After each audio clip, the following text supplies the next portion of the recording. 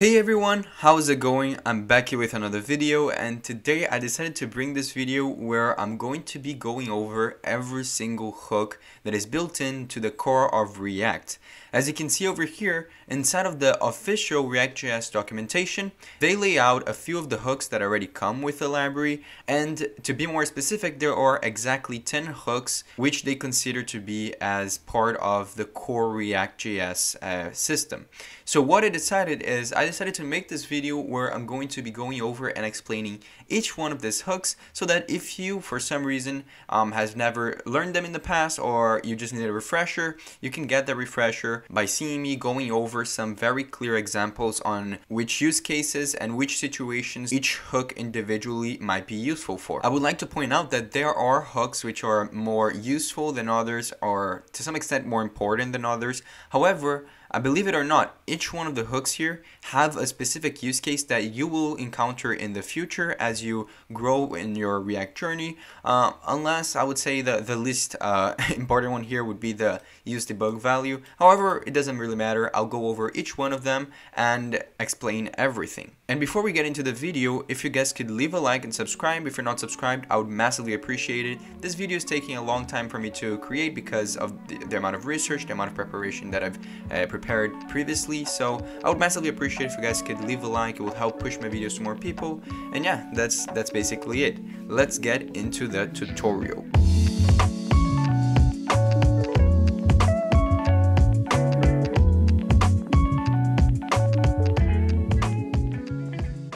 Okay everyone, so this is where the tutorials start, and we're actually going to start by the simplest but most useful hook out there, which is the UseState hook. I would like to point out before we begin the video that all of the code for this and every single example is pushed into a repository in GitHub, and the link for that code base is in the description.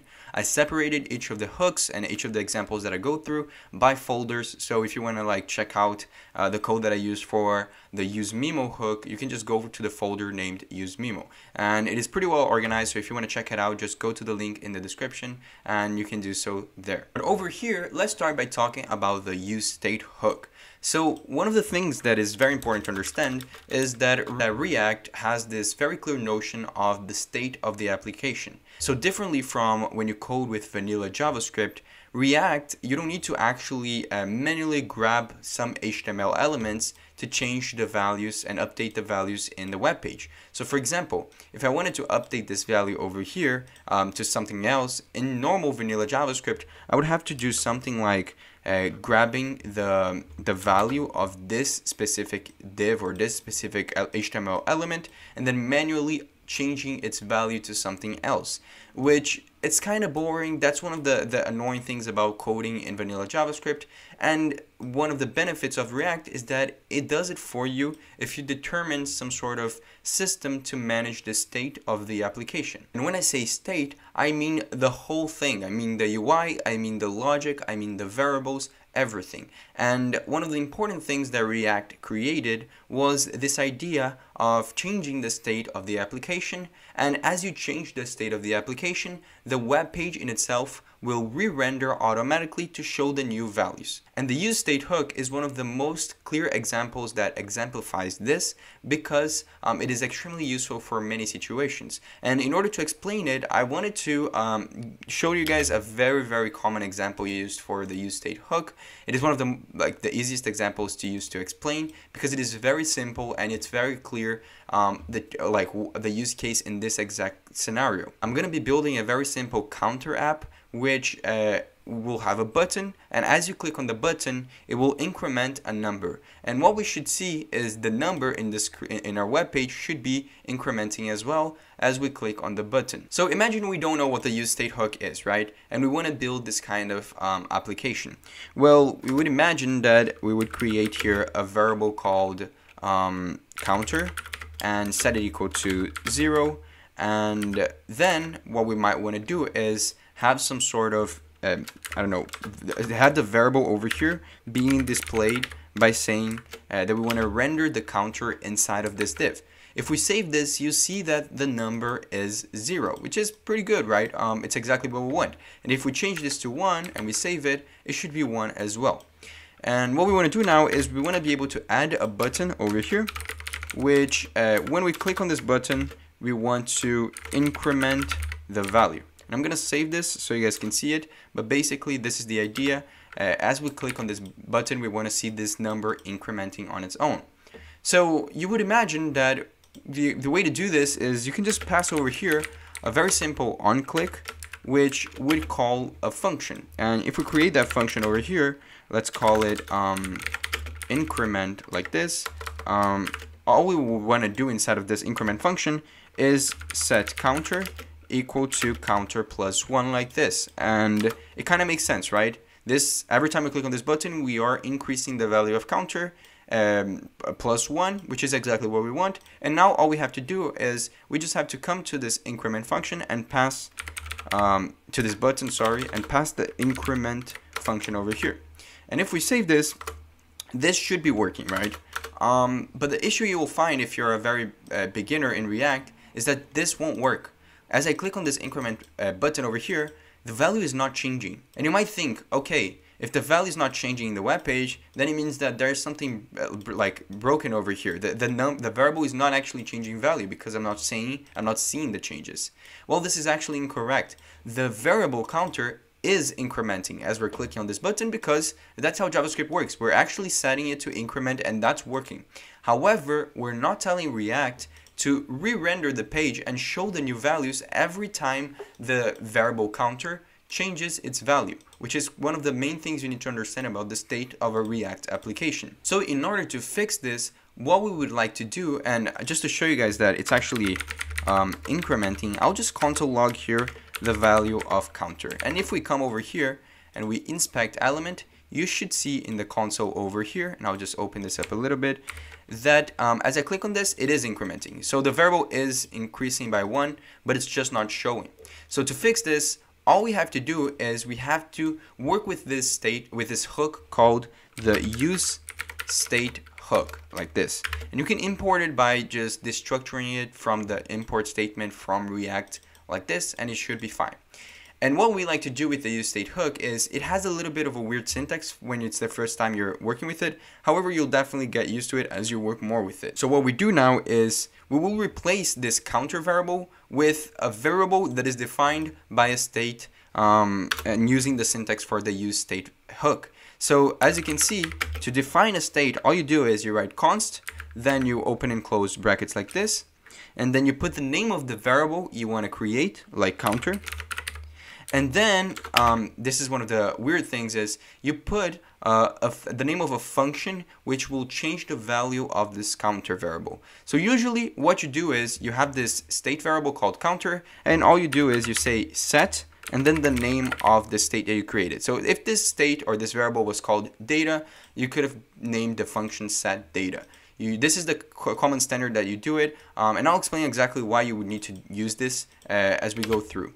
But then all you do now is you set this equal to the UseState hook like this, and you pass an initial value to this. So similar to how we set let counter equal to 0, we want to set the initial value to be 0.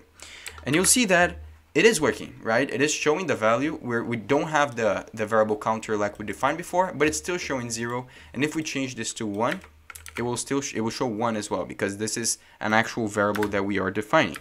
Now, one thing that is important to understand is, okay, we have this variable over here, but does it work? We are actually like increasing the value. Does it work? Well, it doesn't. It still doesn't, and it's actually like not allowing us to use it because we defined it as a constant. So here's where it becomes a little bit weird if you're not used to states, but you can't alter the value of a state variable by just setting it equal to something. Every time you want to change the value of a state, instead of doing it like this, you have to use this function which you defined over here to mutate it. So for example, what I want to write over here is set counter like this, and I want to put some sort of value inside of here. So imagine that I want to just set the counter equal to 3, and every time I click on this increment button, right? It's kind of weird, but let's see if it will work. If I click on this increment button, it actually works. Now the value is 3 and it updated to show that value.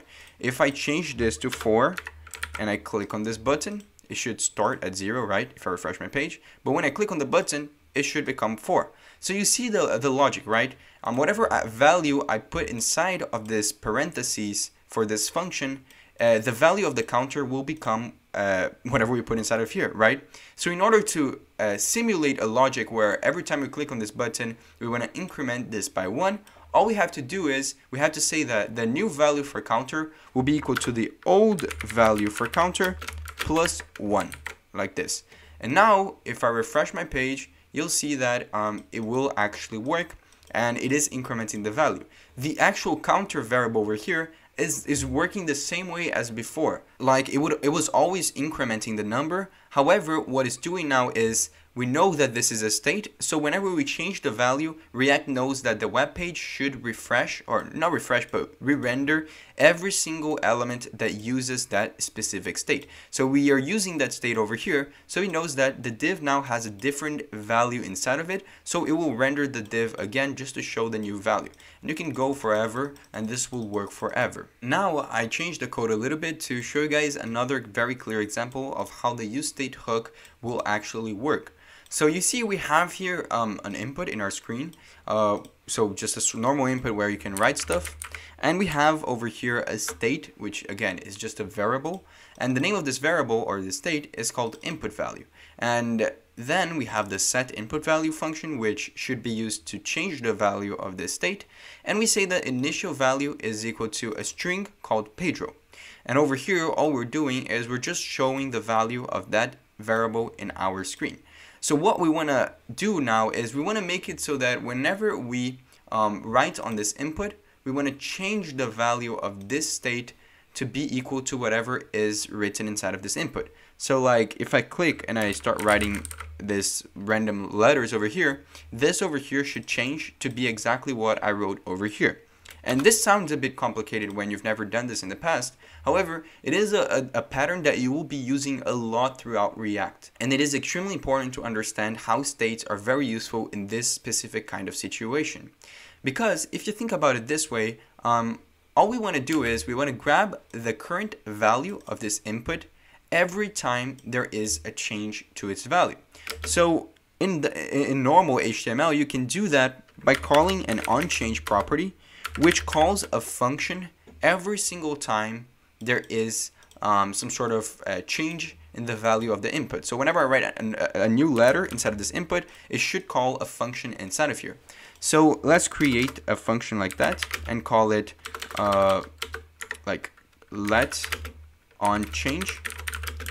And this function over here should by default have as an argument the event type, because when you have an input and you pass this function onChange over here, it does pass automatically the event value inside of each input, so you can access it over here. If you're confused about this, don't worry, this has nothing to do with the UseState hook individually. This is just something that is very common in HTML on its own. So you could imagine that if you want to change the value of the input for every time we write something on this input, we could grab over here the value of the input by saying new value is equal to event.target.value, because this is how you access the target value inside of the input. And you can imagine that all we have to do is we just have to set the input value to be equal to the new value, right? And if you understood what we talked about the last time, you would know that this is not actually how it works, because as you can see, we'll say assignment to constant variable. You can't do that because this is not how you change the value of a state. Instead, all we have to do is we just have to use the set input value function and set the input value to be equal to the new value, which is the value inside of the input. And as you can see, if I refresh my page and I start writing here, it will start changing the value of this to whatever is new inside of this. So I can say something like, please sub to my channel, and as you can see, it will update the value as I write on it. And this is one of the main use cases of states, and you'll be using states throughout React because it is extremely useful and extremely important. I'll be using states throughout this tutorial as well. So if you don't have a very clear fundamental knowledge on the UseState hook and why it is useful, then it might be a little bit harder to continue watching the video because I might use it throughout the other examples. That's basically it for the UseState hook. And now we're going to go to the next hook, which is very important as well, and it is a bit related to the UseState hook, and that's why I want to talk about it next, and it is the UseReducer hook. Okay everyone, so now we continue, and we're going to talk right now about the UseReducer hook, which is actually a hook which a lot of people overlook, and not a lot of people actually know when to use this kind of hook. So what I did is I came up with an example which will show you guys when you would want to use this and when it would be useful and how to actually implement it. Now, the first thing I want to say is that the UseReducer hook is actually a replacement or an alternative to the UseState hook that we just went over. This means that they have the same purpose in the sense that they allow the user or the developer to create variables that when their values or when their values are changed, the page will re-render to show those new values. However, there is a specific benefit to using the UseReducer hook, which I will go over right now. So imagine that, for example, you had an application like this, where it is very simple.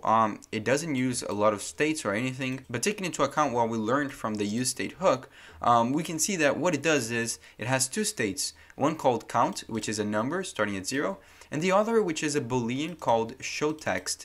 And basically what happens is we have this button over here and we are showing the value of count, and we also have this text over here which only appears if the boolean showText is equal to true. If it is equal to false, then it shouldn't appear. And the count should represent whatever value the variable count is. So what happens is when we click on this button over here, it both increments count plus 1, and it also sets the showText boolean to be the opposite of what it is right now, which basically means that as we click on this, both things will happen at the same time. This, if it was true, will become false, and this, if it was 0, will become 1 because it increments. And if I click again, now showText is equal to false, so it will become true. And count was equal to 1, so now it will become 2. So basically what's happening is we're altering two different states at the same time by clicking on the same button. And what I want you guys to think about this is what kind of actions and what kind of states we're changing. So what kind of actions we are actually taking when we click on this button. And right now what we're doing is we're actually taking two actions inside of the same onClick function. We are altering the value of the count state, and we are altering the value of the showText state. So in this kind of situation where you have some sort of button or some sort of trigger that will trigger a couple actions, if it is more than one action that you're trying to change, that you're trying to execute, you might want to consider using the UseReducer hook so that you don't have to actually have many different states and change them individually like this. But rather, you can have a single state or a single system that will keep track of all the states that you have that are going to be changed throughout this onClick, and collectively manage them and change them however you want inside of this onClick function. So to do that, we're actually going to transform the logic that we wrote here using the UseState hook into a logic that would use the UseReducer hook. So the first thing I want to do is I want to remove the UseState hook from the imports, and I want to import the UseReducer hook. And then what I want to do is I actually want to remove both of these state declarations, and we're going to replace it by a single state declaration which will include both of the states in the same object. So to do that, what we do is we come over here, and the standard syntax for the UseReducer hook is we say const. It's very similar to the UseState, but we say const. Then over here we create a variable that will hold all of our states. So in this case, it will be an object because we will have two states. We will have the count state, and we're going to have the showText state. So what I like to call this is something like state, right? Because it will hold many different types of information.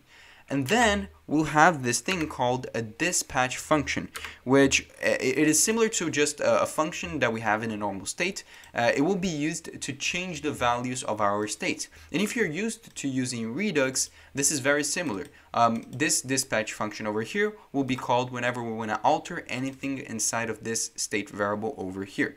And then as you saw, we set it equal to the UseReducer hook, but inside of here, we're going to put two different things which are extremely important. The first thing we need to put is a reducer function. And right now, we don't have this function, but I'll show you guys exactly how we create this function.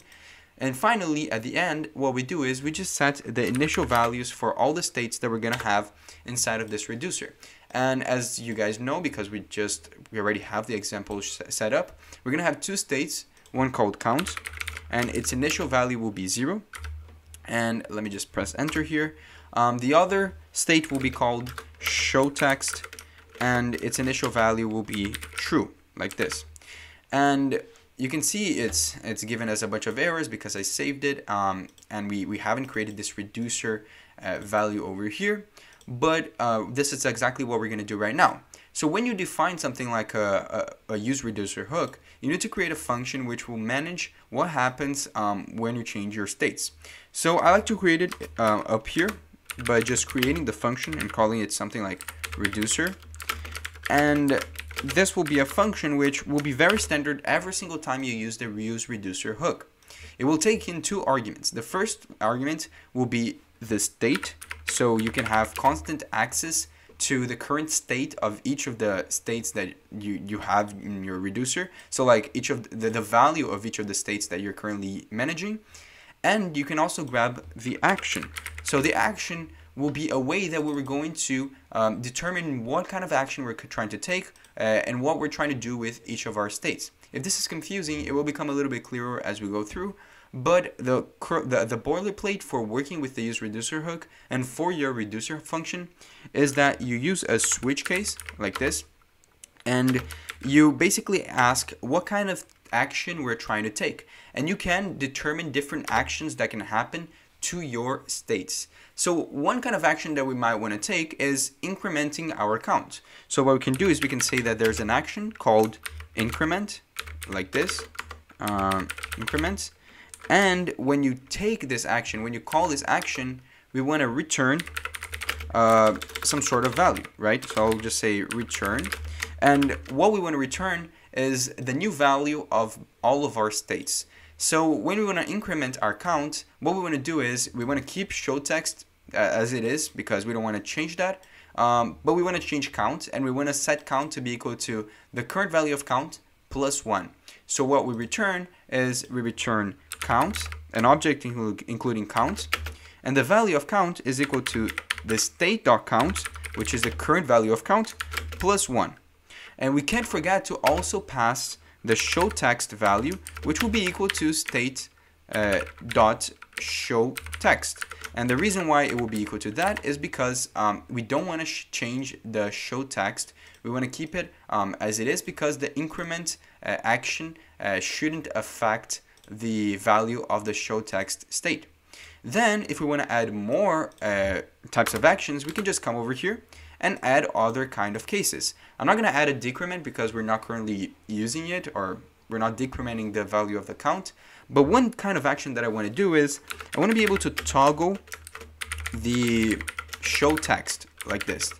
And what this does is it basically returns, as you can see over here, it basically returns the current an object with the current count, so we don't change the count. However, we return the showText to be changed so that it will be the opposite of what it is right now, just like we were doing with the states. So now what we have is we have a switch statement which has different types of actions that we can take with this reducer, and it returns the correct altered value of our states.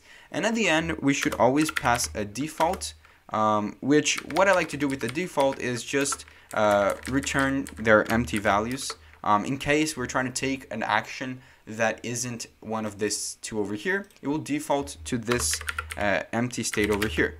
And I'm just going to return the empty state, so whatever it is right now, and I don't want to do anything to it. Now we have this basically done. I just want to close it like this, and our reducer function should be correctly set up. However, you can see we're still getting some errors because now if we want to alter the values of our states, we don't do it like this. We actually remove this, and if we want to access the value of count, instead of saying count, like we were doing before, we have to say state, which is the collection of states, and then we say dot count. And same thing goes with the show text. We say state dot show text, and it should be working right now. You'll see that it will appear, but as you can see, if we click on the button, currently nothing is happening because we haven't added the logic to dispatching an action or calling an action. And to call one of these actions that we just defined, all you do is you come over here, you call the dispatch function, and you pass the type of action you want to take. So we pass over here, for example, that we want to increment whenever we click on this button. And it will go to the reducer function, see what kind of type is increment, and return the value that the increment function executes. So right now, if we save now, it will see that the button actually works for the count. But it isn't working for this over here because we haven't dispatched this action yet. So to do that, we can come over here and say that we want to dispatch an action of type toggle show text, and it should do the same thing. It should go over here, find that the kind of type action that we want to take is this one, and as I click on this button, it should alter through the value of the show text boolean. And this is a very, very simple example of how you can use the UseReducer hook. I know if you're a beginner, it definitely sounds a bit weird, and I wouldn't really touch on it if you're a beginner, because there's no like really good use case in the beginning to using the UseReducer hook instead of the UseState hook. However, keep in mind that it is something that is useful later on. It is something that is useful whenever you're trying to deal with very, very complex states. So if you are currently dealing with a situation where you have a bunch of state declarations, many different states that are being altered in the same action, try to think about it, how you could do it, how you can manage all of that by using the UseReducer hook. And maybe it might be very useful in your use case. So this is basically it for the UseReducer hook. Let's get on to the next hook that I will be explaining in this course. Okay everyone, so now that we've talked about the UseState hook and we've talked about the UseReducer hook, we're now going to talk about another extremely important hook that throughout your React journey you'll definitely encounter and use several times, which is the UseEffect hook. And the example that I'm going to use to show to you guys is I'm going to be using a public API, which I'm going to leave the link in the description. It's basically an API which you call and it gives you some fake data, but the link will be in the description, and I'll be using Axios, which is a very common library for making API calls. If you've never worked with an API in the past, I would recommend checking out a video on that. I do have a video on how to make API calls and how to use Axios in React. So if you want to check it out, the link for the video will be in the description as well. However, if you do want to follow this tutorial by already like installing Axios to be used over here, I would recommend installing it. Just go to your terminal and write something like npm install Axios, or if you're using yarn, you can just do yarn add Axios. And I already have it installed into my projects. So what I'm going to do is I'm just going to import it over here at the top, and let's just already have it over here. So why would we want to make an API call? Because one thing you should take into account is that the UseEffect hook is just a function that will be called whenever the page re-renders. So what do I mean by that? Well, it is used to detect when a page re-renders. However, it is very powerful because you can actually specify when you want to like what you want to detect, right? So for example, imagine that you want to have a function that will be called immediately when the page renders, right? When you open the website, you want to do something. Imagine that for now, what you want to do is you just want to console log a message. Well, you can do that by using the UseEffect hook. So initially, I'll just come over here and I'll just import the UseEffect hook like this. And let's already have it imported into our project. And what I want to do is I just want to come over here and I want to call the UseEffect hook by saying UseEffect like this. And you open and close a function inside of this parentheses. What would happen is that whatever you put inside of this function over here is what will be called when the page renders. And I can do something like I can console.log a message saying hello world. And what will happen is whenever the page renders, hello world will be console log.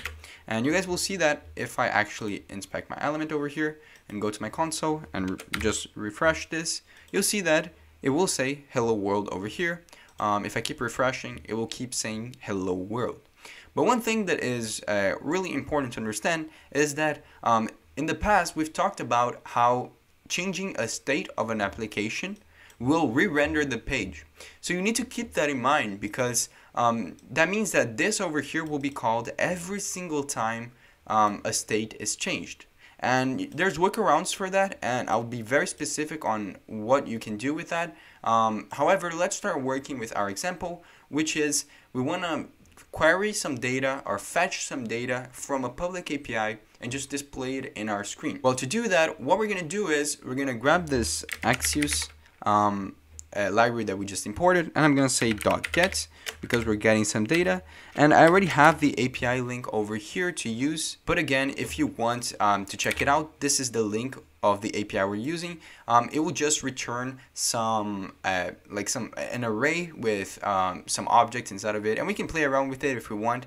But for now, what I just want to do is I want to say .get then .then like this. And if you've worked with Axios in the past, you know that over here what you do is you grab the response like this, and you can just access this response inside of this function over here. So what I'll say is console log response, and if I save this, this is the structure. You have an Axios call to this API, and then you grab whatever it returns, and if we want to check out the data, we just say response.data. And now if I come over here and I inspect my element, it should be making the API call, and it should be returning, as you can see, the data, which is apparently 500, an array with 500 objects, as you can see over here. And each object contains random information like an email, a name, an ID, whatever. It doesn't really matter what kind of data we're working with, but this is a great way of actually handling API calls immediately when you refresh the page. The thing is, we have this data, right? Imagine if we want to display some sort of like a part of that data in our screen. So we could come over here and we could create, for example, a state called data, and then obviously set data and set this equal to UseState, and this will import the UseState automatically. And let's just set it equal to a string initially, an empty string like this. Well, what we want to do is we want to display this in our screen, but what I want to display is I just want to grab this data that it console logged. I want to go to the first comment or the first element that in the array, and just show in our div over here the email of that person. That's all I want to do. So data will be equal to this whole array of 500 elements. So if I want to access the email of the first element, I just say data, then I go to 0 to say the first element, and then I say dot email like this. And obviously for now, data isn't anything. So if I want to access the email, all I have to do is, instead of console logging the data, I can set data to be equal to the data that we got, so response.data, then access the first element that it returned, which is the element at the index 0, and then say that we want to grab the email from that specific element. So it would be Elise O. Gardner, as you can see over here. And now what will happen is, and as you can see, it should actually display the email in our screen. But one thing you need to take into account is, let's console.log a message saying API was called. And let's see how many times this over here is console logged. If I inspect my element right now and go to console log, you'll realize that if I refresh my page, it will be called twice. And the reason for it being called twice instead of one time is because what happens with the UseEffect, as I mentioned before, is that it will be called every time the page re-renders. And initially, the page renders once, which is the UseEffect will always be called once when the page renders. And then we make the API call and we change the value of a state. So we change the value of data over here. So that means that the page now re-renders to show the value of data, which is the email, as you can see. And now since the page we rendered, the UseEffect hook is called again. So what we want is we want it to only be called once. So how can we fix that? Well, the UseEffect allows you to pass over here at the end an array of all states that you want to listen to, meaning that every single state that you pass inside of here, it will trigger a UseEffect call whenever the value of that state changes as well. So imagine that right now we only have one state in our application, which is data. And imagine we don't wanna call it again whenever data changes. Well, we just pass an empty array, meaning that data shouldn't trigger a UseEffect call. And if we refresh our page, you should see that API was called is only console logged once. And this example will become even clearer if we add another state to our application that I can show you guys how many times this can be called. Now, as you can see, I just added another state to our application. As we've been doing throughout this whole tutorial, I'll be using the count state, which is just a number which, whenever you click on the button over here, it should increase the value, as you can see right here. It's changing the value and it's increasing the value of the state. However, since we have the UseEffect with an empty array over here, which is an empty array of dependencies, it should only be calling the UseEffect once. And you see that this happens because the API was called console log only appears once, and it's not appearing as I click on this button. However, if I want to trigger the UseEffect function to be called every single time the count state changes, I just have to pass here the count state, and now if I click on this button, API will be called every single time the value of the count changes, which is something that you need to take into account whenever you're working with your APIs or working with a React project in general. I wouldn't recommend not putting an array over here, because if you don't do it, then a lot of stuff can happen. As you can see, it will assume that every state change should run the UseEffect again, which can result in many crazy things. So I would always recommend specifying what kind of states you want to depend your UseEffect on. And UseEffect is used for many things, but primarily for making API calls as you load the page. So for example, if you go to something like Instagram, and you see that when you go to the website or to your page, a bunch of images appear. It would be similar to that, because immediately when you enter into the website, it makes an API call to get all of the images, get all of the pictures that are in Instagram, and it puts in your website or your cell phone the result of that API call. So that would be something similar to using a UseEffect. And I don't know if they probably use React because it's Facebook, but yeah, that's basically it. Now I want to talk about a hook that is very weird but very awesome in my opinion. It is one of the coolest hooks out there because I don't know, it solves so many problems that we really don't think about because we're using React, and it is very important because it will be the base of some of the later examples that I will present to you guys. So for example, right now I talked about the UseEffect hook, and there's another hook called the UseLayoutEffect, which is very similar to the UseEffect hook. However, I want to talk about the next hook that we're going to work on, which is the UseRef hook before, because in the example that I used for the UseLayoutEffect, I use the UseRef hook as one of the tools to present to you guys the other hook that I'm talking about. So we're going to talk about the UseRef hook, which is one of the most important hooks in React, and a lot of people love it. Okay everyone, so now we're gonna go over a very famous hook which is extremely important in React. It is one of those hooks which is pretty easy to understand in the beginning. However, you'll find some difficulty in actually finding use cases for it, in the sense that in the beginning you'll probably not be using it as much. However, as you go through, you'll definitely encounter some situations where using the UseRef hook is extremely important, and for that reason I wanted to explain and go over some examples. So what I want to talk about is basically, imagine the following scenario. You have a simple component which includes an input, a button, and an h1 tag showing the name Pedro.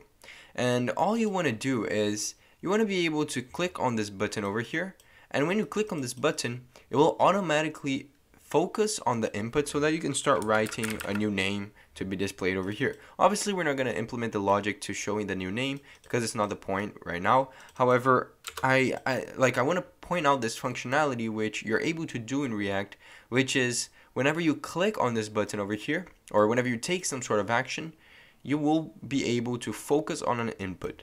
And to do that, you need to use the React hook called UseRef. So I'm going to import UseRef over here, and I'll explain to you guys what it does. So basically this hook over here is the easiest way to access and manipulate DOM elements. So if you're used to coding in vanilla JavaScript, which is JavaScript without React or any other library/framework, you'll notice and realize that many times you do something like, I don't know, saying something like document.getElementById.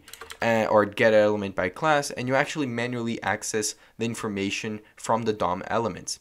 However, you probably realize that you don't do that in React, and the whole point of React is you don't actually need to do that, because React provides something known as a virtual DOM, and the whole point is you shouldn't be manipulating individual elements. The state of your application should be updating everything for you. However, there will be situations where you need to manipulate, or at least just add some functionality to certain DOM elements, and the UseRef hook helps out with that.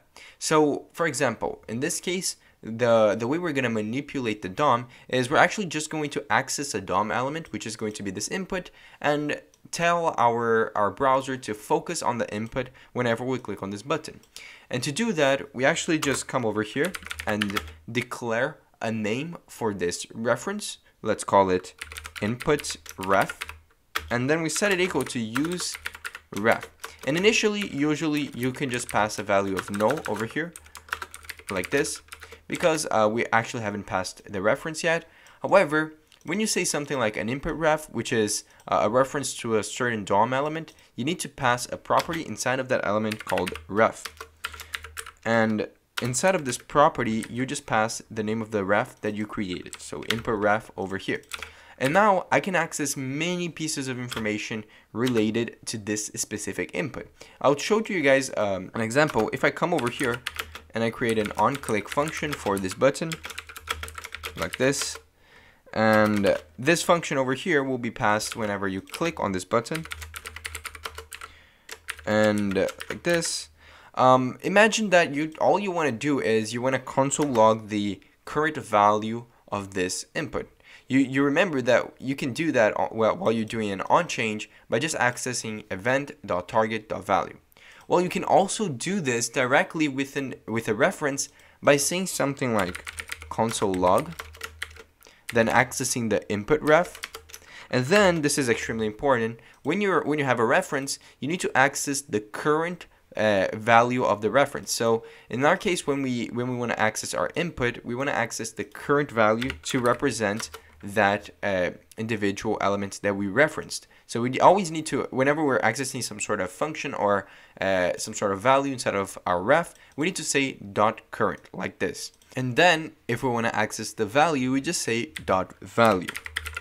And you'll see that if I refresh my page and I write something over here like Pedro, and I open my console like this, I'll just clear it out. You'll see that whenever I click on the button, it should console whatever currently is the value for this input, which should be Pedro, as you can see.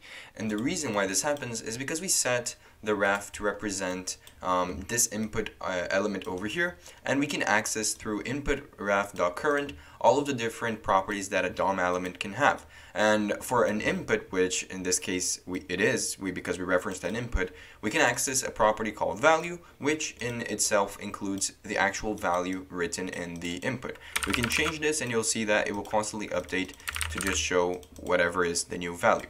However, there's much more that you can do with a ref, and one of the examples that I wanted to show was actually being able to focus on the input, right? So if I actually just have this over here, you see I'm not focused, right? And what I want is I want to be able to click on this button, and when I click on this button, this will automatically be focused, so I can already start writing.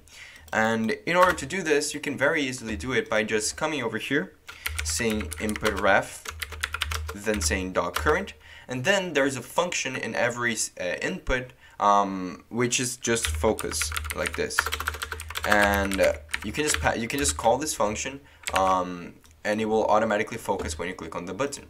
You can see that when I click on the button, this is focused. I didn't click on the input and it still works. It focuses on the input and I can now start writing. And one of the most common use cases that I actually found throughout my experience is actually, imagine if you're creating some sort of to-do list application and you have here an input where you can add something, right? So I'm just gonna write something like do homework, and you want to click on this button, and the functionality you want is to be able to clear the input when you click on this button. There's a couple ways of doing this, but one easy way of doing this with the UseRef hook is just making it so that whenever you click on the button and all of the things that should happen when you click on the button happens, at the end, all you can do is just say input ref.current.value like this, set it equal to an empty string, and it will clear the input whenever you click on the button, as you can see. And this will happen, and it's very useful for many situations that you'll probably encounter throughout your experience. Just keep in mind that it is very useful for whenever you want to manipulate the DOM, when you want to access the DOM. So if you find yourself in a situation where you think that if you were using vanilla JavaScript, you could have solved it, then maybe it is an indication that you might want to use the UseRef hook. Now we're going to be using this hook throughout on other examples throughout this tutorial.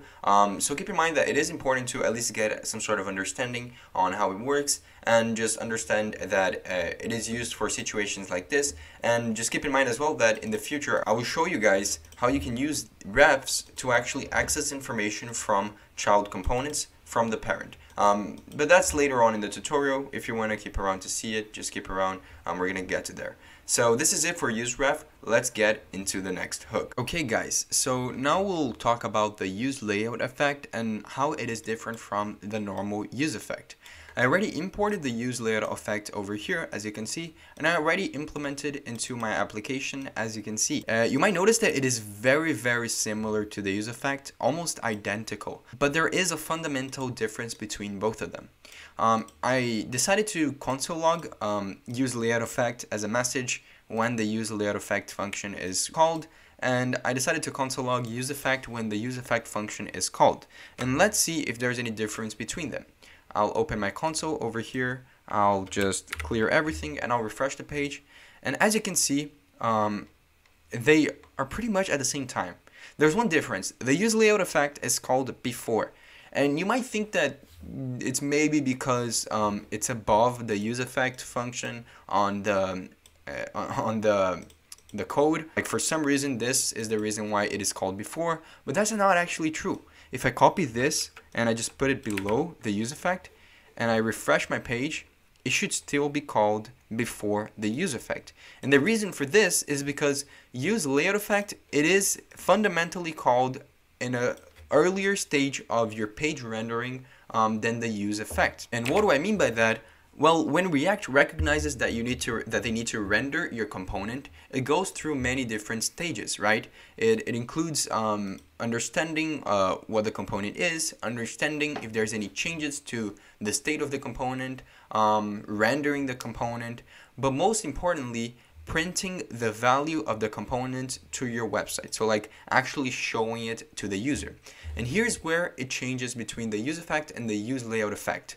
When you call the UseEffect, it will do everything it can to show the stuff to the user. It will even print the stuff to the user and then call the UseEffect. Most of the times you don't realize that the UseEffect is only called after you render your page, because it changes the state so fast that you don't actually see the changes appearing. However, when you're doing something like an API call that takes a while to load the data, you might notice that initially, before the data is loaded, the page will show something completely different from when the data is actually loaded, because the UseEffect is called after everything is rendered into the page and shown to the user. In contrast, the UseLayoutEffect is called before the stuff is actually printed to the user, and I wanted to show a clear example of how this would work in an application like this. Well, what I did over here, as you can see, is I used the UseRef hook, which we've learned previously, and I just created a reference to a div, which isn't actually a div, it's an input. So let me just change this name to input ref and just put it over here. But basically the idea is that we created a reference to an input and we referenced this input over here. But most importantly, we have both the UseLayoutEffect and the UseEffect over here. The thing we want to show is that this UseLayoutEffect will be called before the UseEffect. And one thing you might notice is that the value of this input as set is equal to Pedro. So if I didn't have this over here, I'll just comment this out. The value of the input should always be Pedro. I can't even change this because we set the value to be equal to Pedro. But what I do is I basically use the UseEffect to, whenever the UseEffect is called, I want to alter the value of this input to be equal to hello. And if I refresh the page, you see that, I actually didn't save it. So if you refresh the page, you'll see that immediately it is hello and not Pedro. But if you really take a look, you can see that in a millisecond, it actually shows Pedro, but then changes to hello. Because as I mentioned, the UseEffect is only called after the stuff is showed to us, but the UseLayoutEffect is called before. So what I want to show here is in the UseLayoutEffect, I am console logging the current value of the input, which in theory, before we change the value to hello, it should be Pedro. So what we want to see is I want to inspect element, and I want to refresh the page and go to my console log.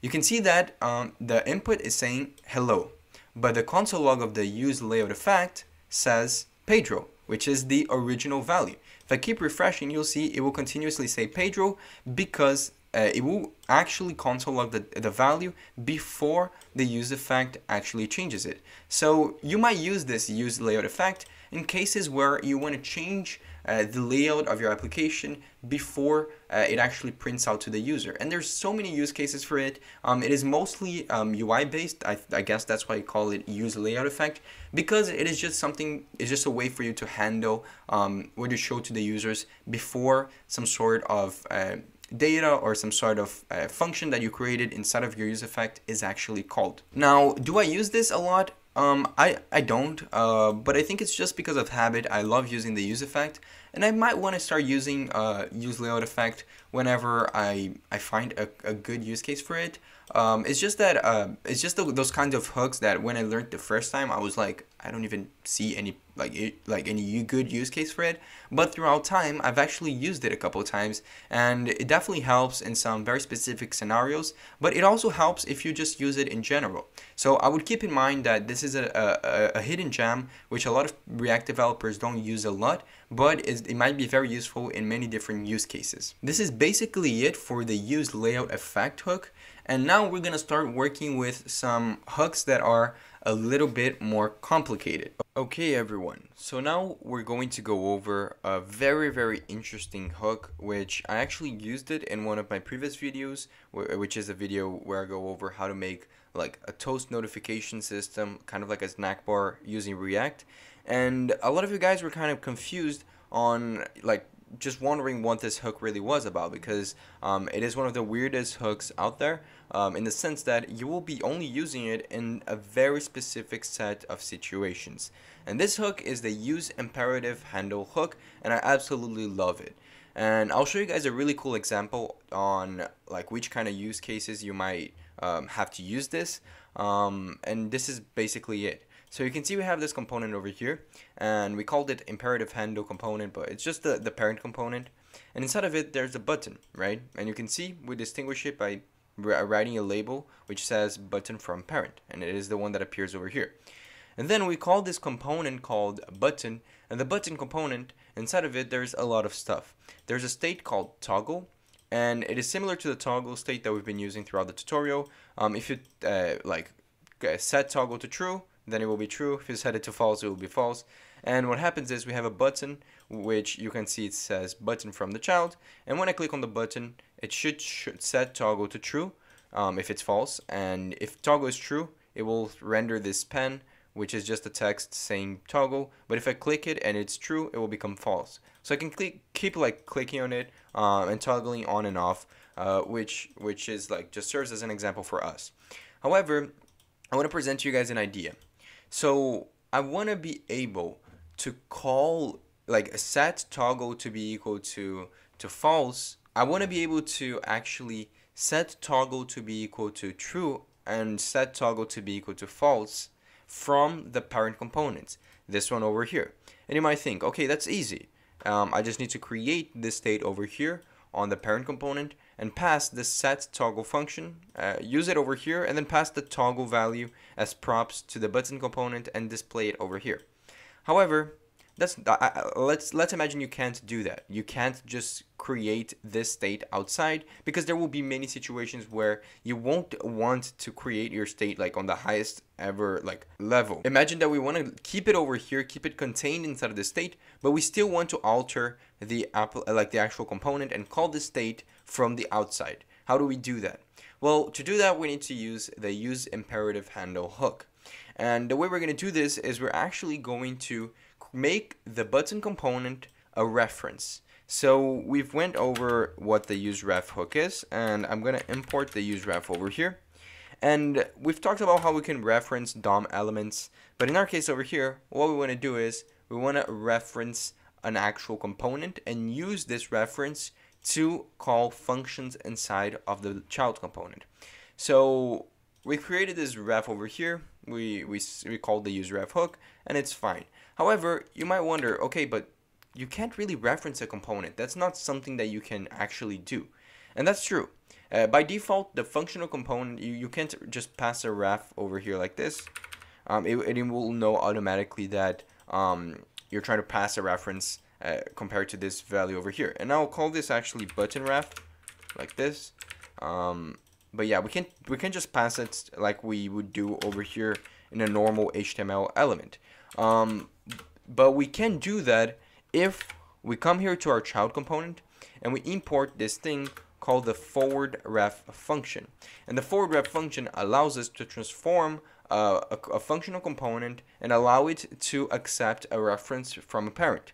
So to do that, we just come over here, and before the definition of the component, we say forward ref, and we wrap all of this around with this actual parentheses. And now we can not only grab props if we want to, but we can also grab any references that are passed through our parent, which is great because we really need to use this in order to make the UseImperativeHandle hook work.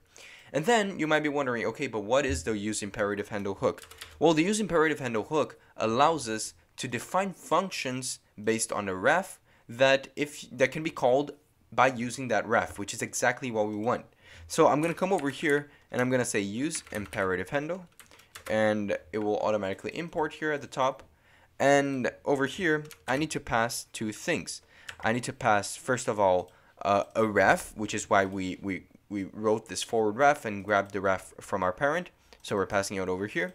And then we want to actually create a function inside of it that returns an object, which is basically what we did over here. So what do I mean by this? Well, this function over here will return an object, and inside of here, we're actually going to pass functions that we might want to create and access through our parent. So we can't actually access this set toggle. We can, but this is not. It will be easier to do it this way, and I will create a function inside of here which will basically write this functionality over here. It will set toggle to the opposite of what it is right now, and let's do it right now. Let's just come up with a name. Let me call it alter toggle. I hate this name, but you just create a function like this inside of this object, and all we want to do is we want to set toggle this logic that we wrote over here and pass it as part of the logic for our actual function. And now we don't need this onClick because, as I mentioned, the point of this is we want to actually call this from the outside. And if we come to our parent component now, this one over here, and we pass a ref to this button, you'll see that it now actually suggests us that there might be a reference inside of this component. And we can accept it, and we can pass our button ref to say that button ref references this component. Then on the button that we want to use, we can unclick it and pass a function inside of here. And this function will call the function that we created inside of here, the alter toggle. You can now access this function by doing something like this. You can say button ref, the current, and then the name of the function. So we called it alter toggle. And now, if you see, if I refresh this over here, it says current object is not extendable. Actually, I just realized that I put the actual order of this wrong. Ref should be after props. So we can do it like this. And now this will recognize. And you can see that we now have our two buttons, the one from the parent and the one from the child. You know that initially the toggle is equal to false. And now if we click on the parent, it should be altering the value of the state, even though the state exists inside of a child. So we're basically altering the value of a child state, which is something, honestly, I was mind blown when I learned this for the first time. It is very useful in many situations, and I would definitely use it for whenever you want to create a reusable component that needs to be invoked from the outside. So a snack bar is an awesome example for this, because you want to call the snack bar whenever something happens, but the action, or like where you call the action of creating the snack bar, should exist from like outside of the actual snack bar component. If you're not familiar with what I'm talking about, I would recommend watching my video on it. But that's the basic gist of the UseImperativeHandle hook. It allows you to create this certain functions that if you pass a reference, it will be able to be called from a parent component. So now let's get into the next hook. Okay, so now we're going to talk about a very, very important hook in React, which is actually a topic on its own. And I do have a video on this if you want to check it out. We're going to be talking about the UseContext hook, which comes together with the Context API. So if you're interested in getting a more in-depth explanation on how the Context API works, I have a video on that, so I just linked it in the description of this video. However, I'm going to refresh you or just give you a very simple example on how to implement the UseContext hook and in which use cases it would be important. An example that I came up with is this one over here. You see, imagine that you have a project where you have a component, and in this case we created a component called context tutorial, and this component calls two different components inside of it. So there's two different components, one called the login and one called user. And the point of those components are the fact that in the login component you're able to set a username to a user, and in the user component you display that username by showing it like this as an h1. Inside of their components, you see that in the login there's an input, which when you type on it, it sets the username to be whatever you typed on it. And in the user component, basically it just has an h1 which shows the username that has been currently written. And you can see that this works. If I write PedroTech, this will work perfectly. And this is one of the most important things when you start getting a little bit more advanced in React, which is how do you actually manage your states? Because the way I presented over here, it works for very simple cases.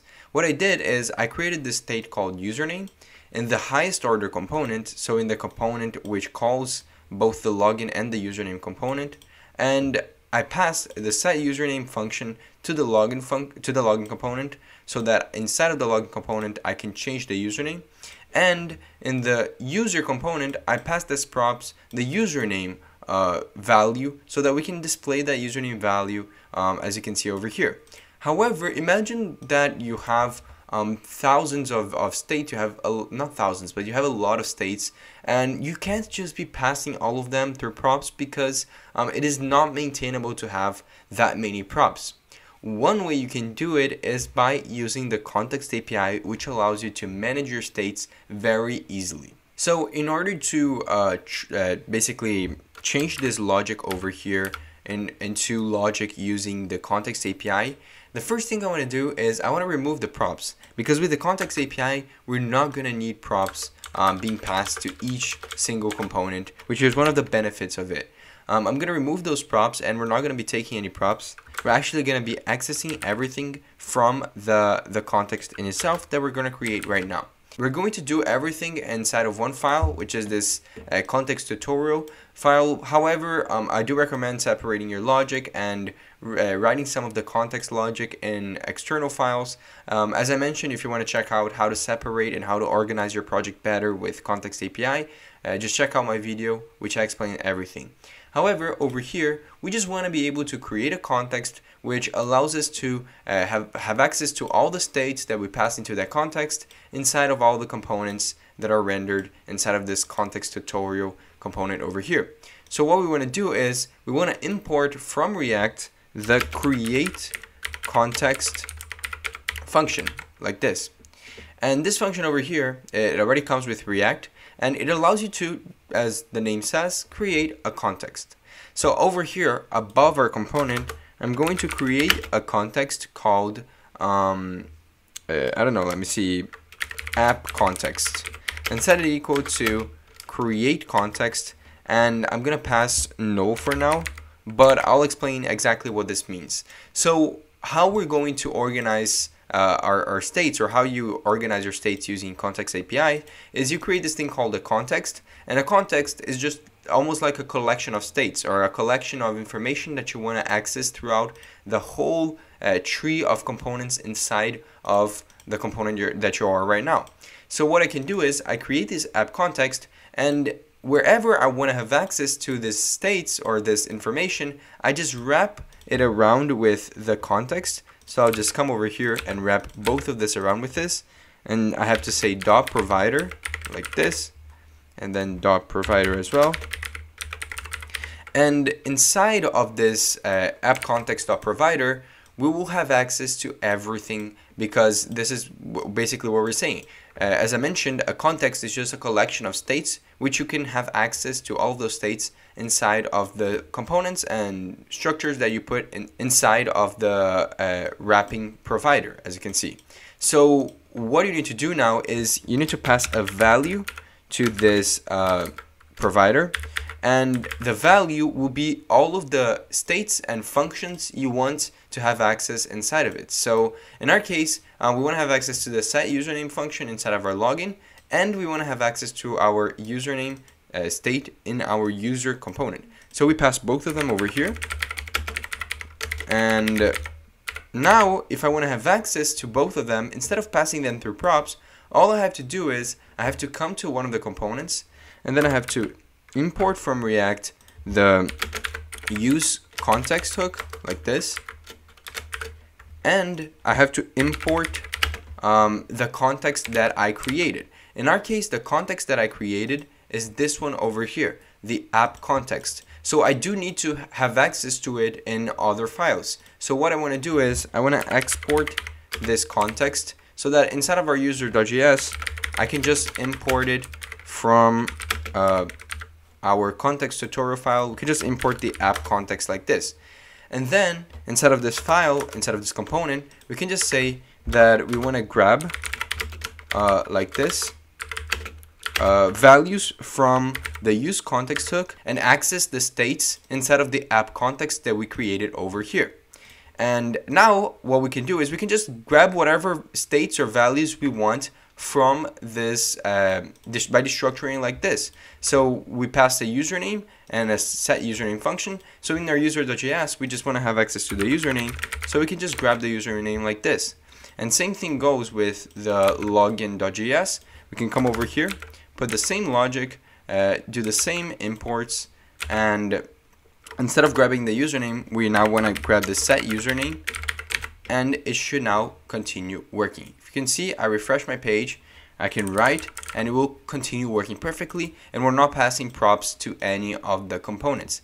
Now, in a very simple and small scale like this example that I just showed, it might seem useless to do something like this, but believe me, when you're working with an application, especially applications where you have something like a user who has a bunch of information about it, so like it has a username, not a password, but a username, a name, an email, a birth date, some kind of information that you want to have access quickly throughout your application, you can just create them and pass them through a context, and then have access to those information without having to pass each and every single information through the prop. So that's the basic idea of the UseContext hook, and it's a really important one.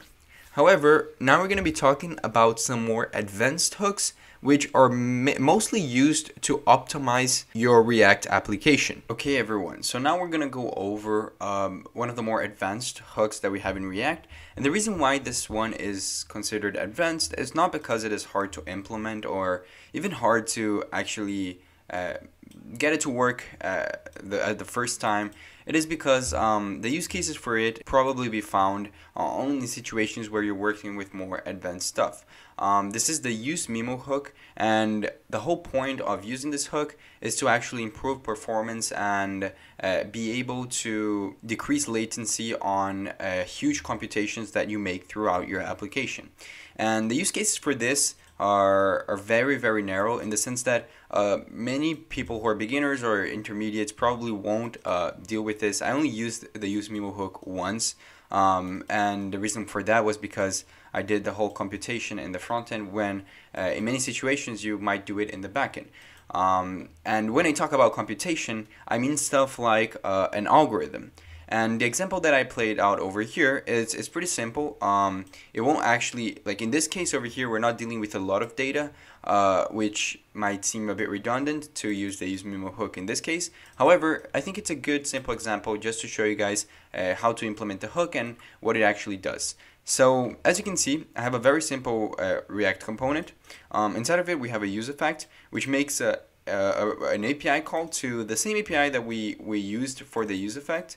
And at the end, this should return a list of objects called comments. It will return 500 of them, and each comment should include information about a specific comment. So like the author of a comment, the date in which a comment was created, the comment itself, that kind of stuff.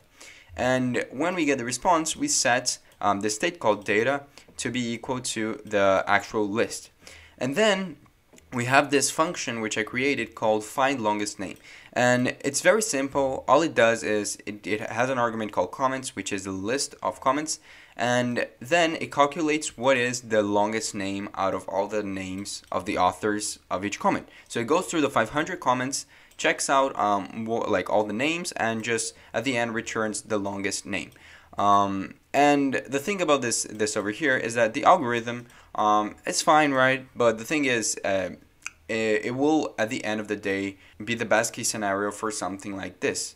And what I wanted to show you guys is that over here I actually console logged a message saying this was computed, just to show you guys that when I have a div down here at the bottom where I call the function saying find longest name, and you can see that the longest name is presented. Obviously it doesn't look like a name because it was fake data, but apparently out of all the authors this was the name, right?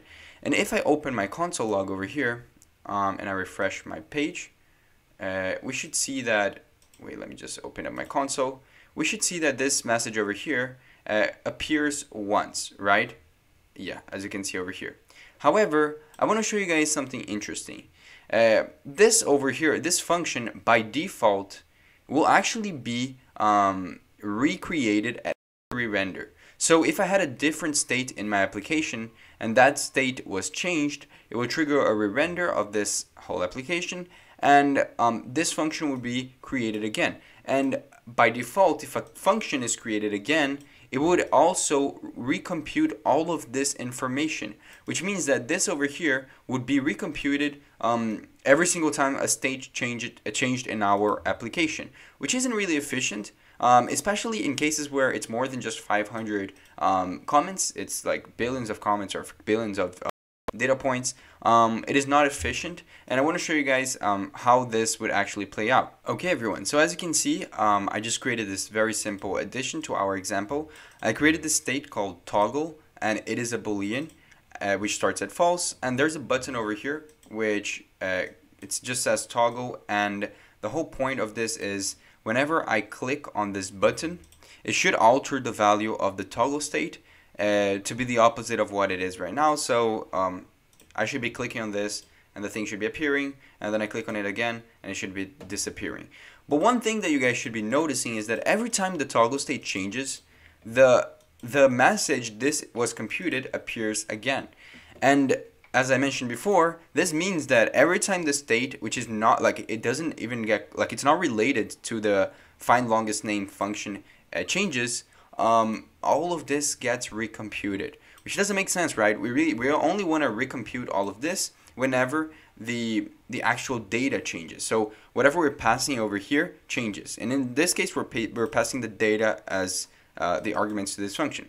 So we need to find a way to tell React to only re-render this function, only recreate this function whenever data changes or whatever other dependency we want. And the way to solve this is by using the UseMemo hook.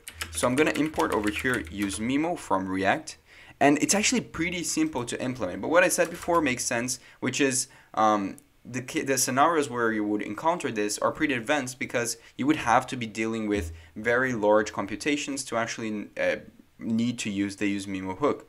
So one of the things that you would have to do is, first of all, create a name for a new function that will be memoized. And if you're not familiar with the topic of memoization, it's very related to like algorithms and algorithmic complexity. I would recommend checking it out if you're interested.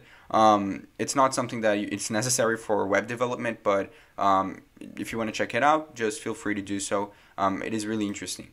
So what I would do is I would come over here and say get longest name as a name for the memoized function. Then I would set it equal to UseMemo like this, and the UseMemo function takes in two arguments. The first one is a function that it's called the compute function, and it should return some sort of value. So what I'm going to put here is the find longest name function and the data.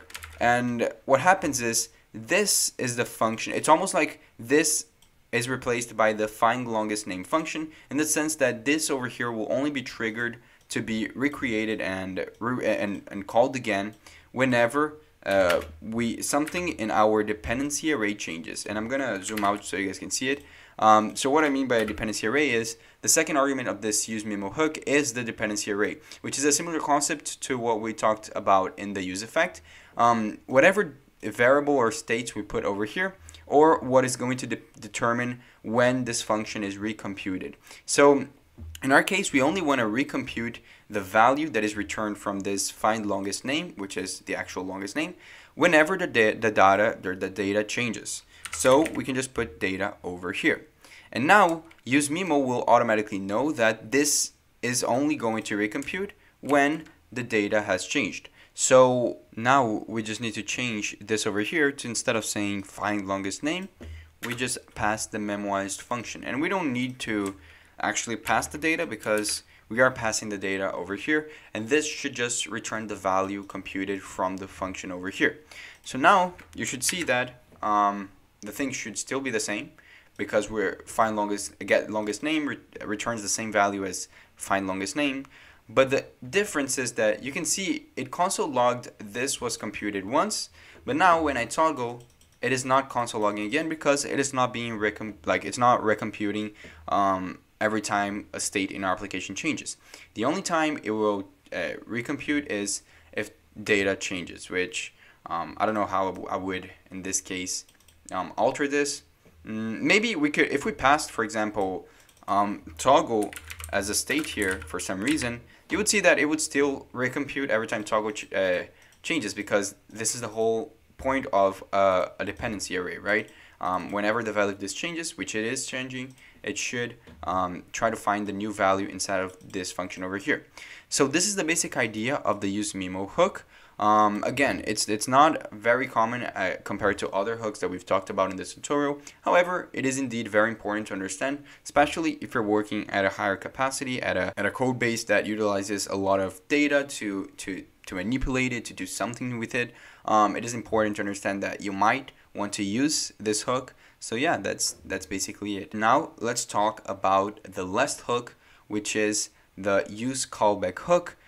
It is very similar to the UseMemo hook, and let's just get into it. Okay everyone, so now we got into our last hook, which is the UseCallback hook, and as I mentioned before, it is extremely similar to the UseMemo hook, and you will be able to use everything that I mentioned previously to the UseMemo in order to truly understand how the UseCallback works. So the problem that the UseCallback hook actually solves is very similar to the problem that the UseMemo solves.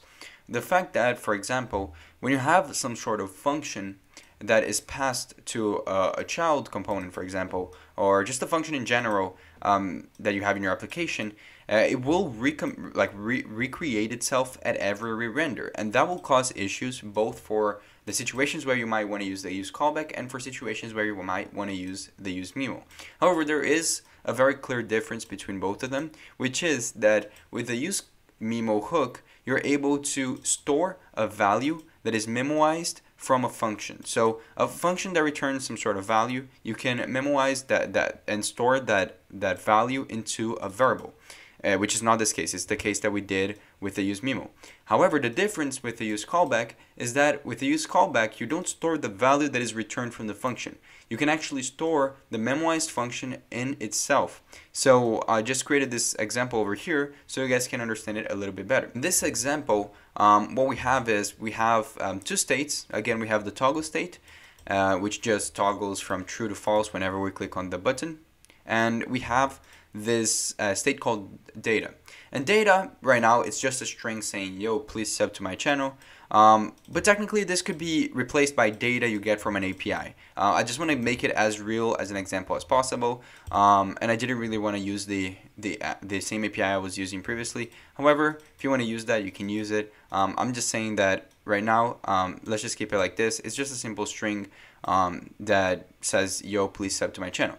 And we have this function called return comment, which all it does is it returns the data. So in this case, it returns the actual string. But imagine that in your case, if you're working with an API, you can do whatever you want to the data over here. You can make the request over here. You can manipulate the data. You can do whatever you want. But the important thing is that at the end, we get the data back because we passed this function, the function, and not the actual value. We passed the function into as props to this child component called child, and in this component we have a UseEffect, which is called every time there's a change to our return comment function that is passed in our props. And as you can see inside of the UseEffect, it's just console logs this message saying function was called, and we have a div over here which just displays the actual value that we have from the return comment function. Now, you might imagine that in this case, it's different from what we did with the UseMemo because clearly we're passing the exact function, the return comment function, to the UseEffect. So this will only be shown when the return comment actually returns something different from data, right? When it's something different, right? It won't be called every time something happens into your component. But the problem is it will. You'll see that when I refresh my page, the console log says function was called, which makes sense because we re-rendered, we recreated everything, all of our components, so it must have called, right? But the thing is, when I toggle through this button, which again, remember, this over here is not even in the same component as this over here. This is on the parent component, but even though this is the case, when I click on toggle, it still says the same message. It's still recreating, it's still actually triggering this UseEffect every single time a state changes, which is completely unrelated to what we really want to focus over here. And the reason for that is because despite our dependency in this UseEffect not being an actual value that or an actual state that is changing consistently with our component, it is a function. And as I mentioned with the UseMemo, a function is recreated at every time there's a state change. So what we really want to do over here is we really want to say to our component that we only want to recreate this function whenever there is some change in our data, which is the dependency we have. And you might think, okay, this is exactly the same as what we did with the UseMemo. So what's the difference? Well, because in this case, we are actually storing the function in itself and not the data. You can see we are actually storing the function. So we're not just storing the value that it returns, we're storing the function. And the distinction becomes clearer when I add something here, like I'll add a variable called name, and the return value is data plus name, right? Imagine this. So now over here, I add the value Pedro. Well, you couldn't do this with the UseMemo. You see it still says Pedro over here. You couldn't do this with the UseMemo because UseMemo only stores a value and not a function. But the UseCallback you can actually come over here, just say UseCallback, just like we did with the UseMemo, and at the end, just like we did with the UseMemo, pass the dependency that we want, which is the data. And now it says function was called once, but at every state change, it doesn't actually console log anymore because the function is not being recreated every time some sort of state was changed, because we actually use the UseCallback. So that's the distinction which I really want you guys to understand. This over here is used for case. It's pretty much the same use case. We're doing the exact same thing. We're solving the exact same problem. But the thing is, in this case, we needed to return or to access a function, whilst with the UseMemo, we wanted to access the value. And I feel like this is the best explanation I can come up with, because it is complicated. It's 100% complicated. It took me a long time when I learned about both of these hooks to actually understand. And there's very specific scenarios where you need to. So I would recommend at least understanding how they work, so that when you encounter those scenarios, you can know automatically what you need to do. So this is basically it for the UseCallback hook. And this is basically it for the video. I really hope you guys enjoyed this video, because it took me so long to actually make it. I really hope you guys got value from it. It wasn't, my intention with this video wasn't to give a very in-depth explanation of every single hook. It was more of like just presenting them to you with really quick explanations and examples, which I think is extremely important, actually giving out an example of where you might use the hooks. So I really hope you guys actually got value from it. If you enjoyed it, please leave a like down below and comment what you want to see next. Subscribe, because I'm posting 2 to 3 times a week, and I would massively appreciate if you guys could do that. It would help our channel grow, and I'm really proud of how fast our channel are actually growing. So if you guys could just help me out with that, I would be very grateful for it. Again, thank you so much for watching, and I see you guys next time.